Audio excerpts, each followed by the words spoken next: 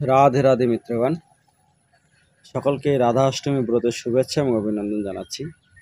আসছে আগামী 31শে আগস্ট রবিবার রাধা অষ্টমী ব্রত।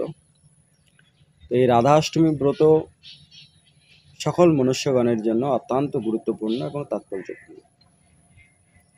কেননা শাস্ত্রে বর্ণনা করা হয়েছে যে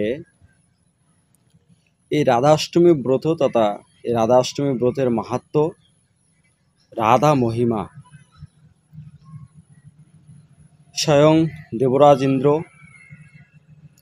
ধর্মরাজ যুধিষ্ঠির, দেবাদিদেব মহাদেব, শিব এবং ব্রহ্মা কেউই এই রাধা মাহাত্ম্য বর্ণন করতে সক্ষম নয়।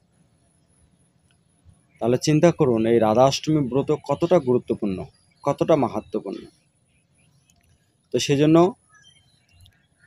এই রবিবার রাধা অষ্টমী ব্রত আপনারা অবশ্যই যথাযথভাবে এই রাধা অষ্টমী ব্রত পালন করুন।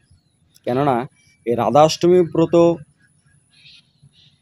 প্রত্যাখ্যানকারী এবং যারা রাধাষ্টমী ব্রত পালন করে না তারা শতকোটি কল্প নরকে পতিত হয়।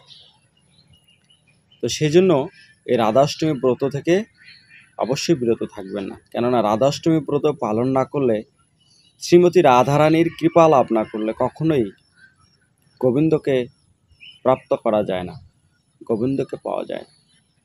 তো সেই জন্য শাস্ত্রে বর্ণনা করা হয়েছে যে তৈছে রাধা কৃষ্ণ একই স্বরূপ, লীলারত আস্বাদিতে ধরে দুরূপ। তো সেই জন্য রাধা কৃষ্ণের মধ্যে কোনো পার্থক্য নেই। সেই জন্য আমার সকল মনুষ্যগণের উচিত এই রাধাষ্টমী ব্রত পালন করা। রাধে রাধে।